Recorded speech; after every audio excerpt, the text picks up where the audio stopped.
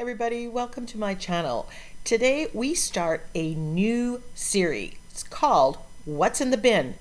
In this series, I am going to take what's in my recycle bin and I am either going to make art out of it, make art with it, or somehow repurpose it for use in my studio. So let's grab the bin and crash the trash. First out of the bin, a hot chocolate container. My husband loves his hot chocolate, so we have a lot of these containers, and I just rip off the packaging to reveal the craft colored cardboard container. If there's adhesive there, I use my sanding block to get that down, and then I just give it 1 or 2 coats of gesso. And then it can sit until I'm ready to transform it. So I've used a poinsettia holiday napkin on this, and I will link the video where I walk you through step by step how to do this. While I've used a holiday napkin, you're not limited to that. In fact, you can use any napkin for any occasion or to match any decor. So what do you use this for? Well, it can just be a beautiful home decor item that goes with your theme. You could take the lid off and use it as a vase for a floral arrangement. You can use the container as a gift box of sorts and put whatever inside. Clothing, baking, caramel corn. Fill it with your homemade hot chocolate mix. Do up several with the same theme or coordinating napkins. Up next in the bin, lids from plastic containers. I grab these out of the recycling bin constantly. I love the circles. So what do I use these for? I use them as tracers on my art journal pages to set off the focal image, to give weight to the page, to add a circular design. Here are some examples of where I've used those tracers to set off the focal point.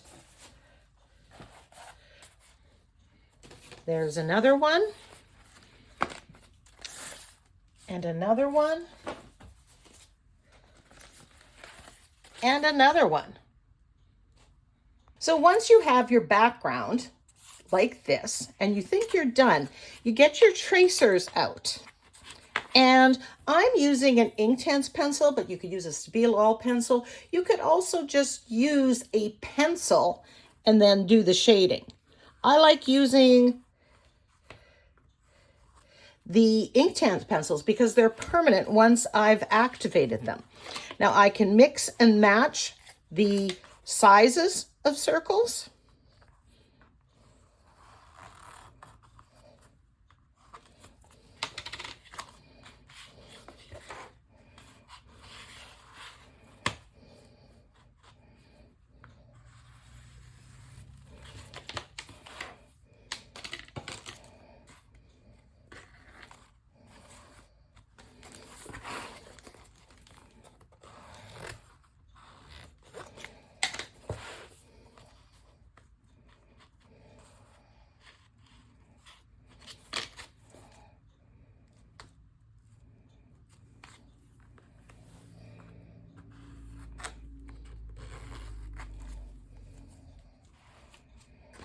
And once you have it just right, with a little bit of water and an angle brush, I'm going to activate that.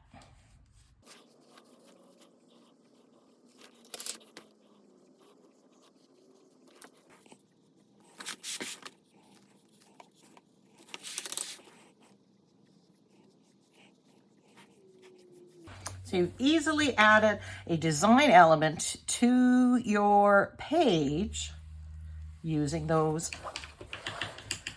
lids.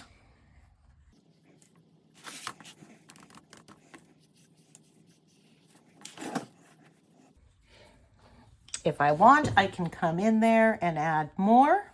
Put the tracer back on if I wish.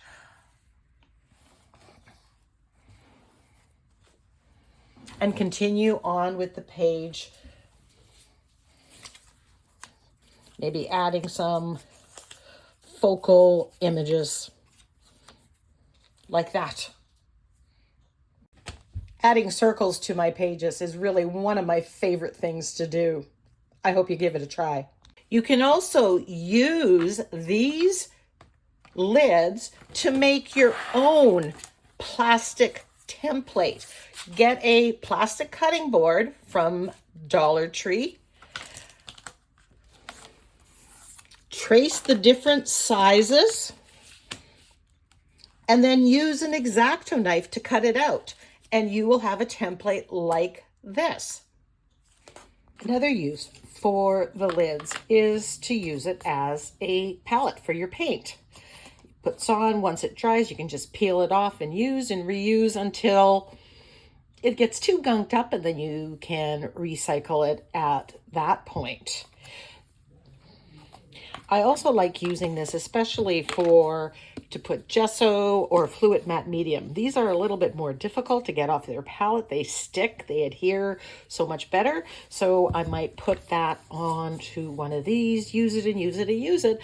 And again, when it gets all gunked up, then it can be recycled. So you've extended the life of the product. The third thing in the bin, the plastic bags from cereal boxes. These are great.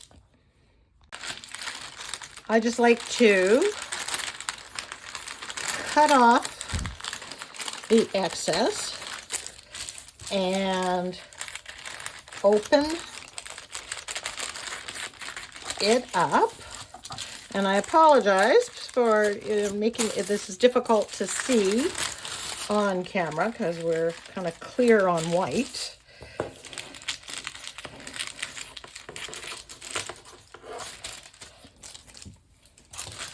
So right off the bat, you can use this to protect your surface when you are varnishing or painting your items. Here I've got some coasters, ornaments. So when I am putting on a coat of gesso, I can just use this and it makes for an easy cleanup.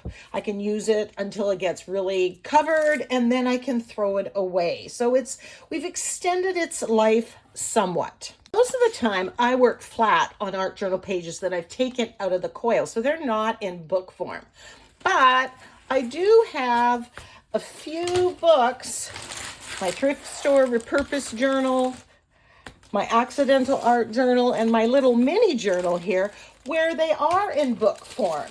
And one of the problems or one of the challenges is when you're working on one page, you don't want the mess to get on the other page. So you can use the plastic from the cereal bags, and put one on either side, and then you can work without and minimize what's going to get on that other page.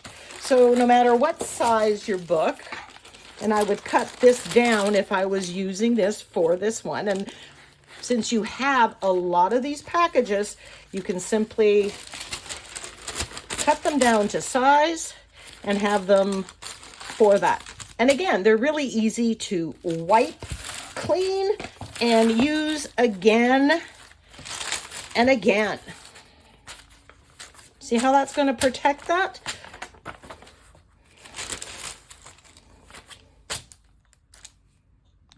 So one of the things that I like to do is create collage papers using coffee filters. And I'll link the video where I show this entire process. But you are wetting the coffee filters. So I need something for them to sit on so I can easily move them away from where I am. So here I'm wetting them down, which is the process that I go through. Now, if I was to, where is this going to go while it's drying? So these cereal bags are perfect for that. So in a nutshell, I just take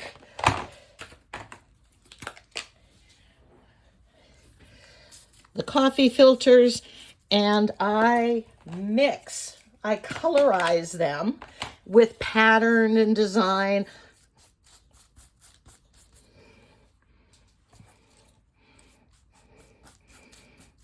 And make custom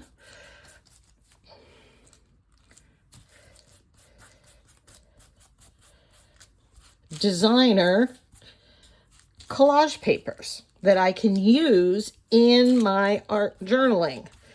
And so once this is done, now let's just add a little bit more color here.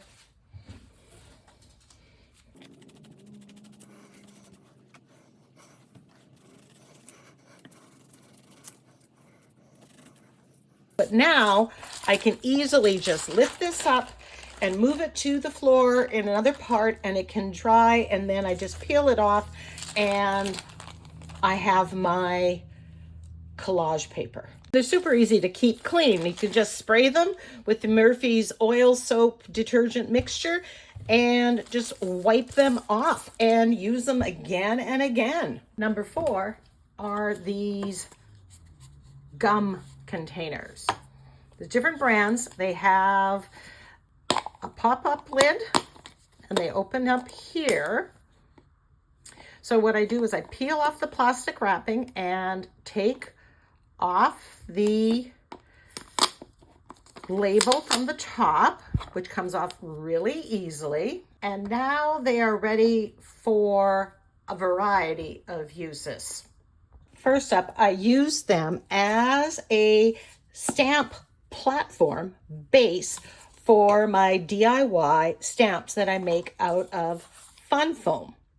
I'll link the video where I show that entire process so you can see exactly how I made the stamps or mark makers that you see here. But it's simply adhesive fun foam and the gum containers. And I keep this in this tray from the Dollar Tree. Now this will hold 15 stamps, and this sits right near where I create, so I can grab the mark makers and stamp on the page or use them on the gel plate. But that's not all, because this serves a dual purpose, because inside the containers I am storing a variety of embellishments and things that I use on my art journal and mixed media page. Red and white string, gauze, Velcro, circle die cuts. We've got heart die cuts, jute, felt squares, sequins. Now this really maximizes the storage potential because it's a stamp, a mark maker, and a storage container for all those small embellishments. And I've labeled all of them so I can easily find all those little things when I'm looking for them. This P-Touch has really helped so much. But we're not even done yet, because the bottom of this can be used as a circle stamp, both on a gel plate to get gel prints and create your own collage papers, or to stamp on. Let me show you. So I'm just going to, on my 5x7 gel plate here, do a quick demo. I'm just going to mix quinacridone magenta and deep violet on my gel plate. And I'm going to show how I would use this as a stamp. So if I just wanted to stamp on a existing background color, I could just use my gel plate as a stamp pad.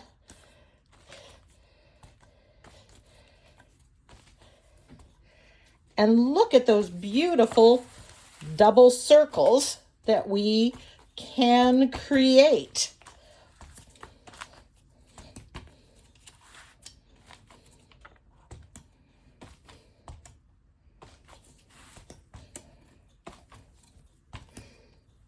So often I use my small 5x7. I use it as a stamp pad. I'm not really using it for jelly printing. I'm just using it as a stamp pad.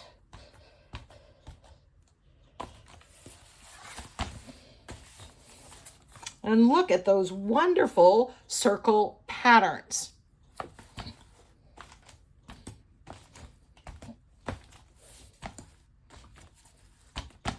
And I could come in with a different color, keep going with that. But let's try to pull this print and see what we get. Now I'm just using, again, copy paper that I've saved from the recycle bin. One side's on. You get that circular pattern.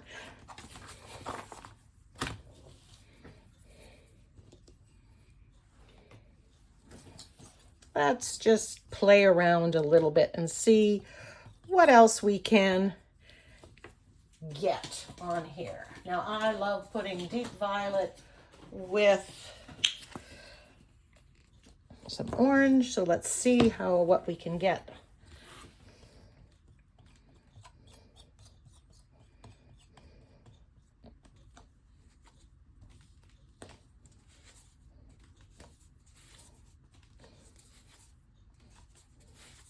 I'm kind of twisting so I get a little bit more paint off.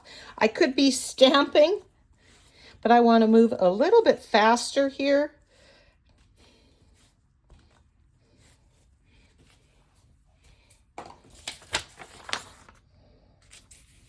Let's see what we can get.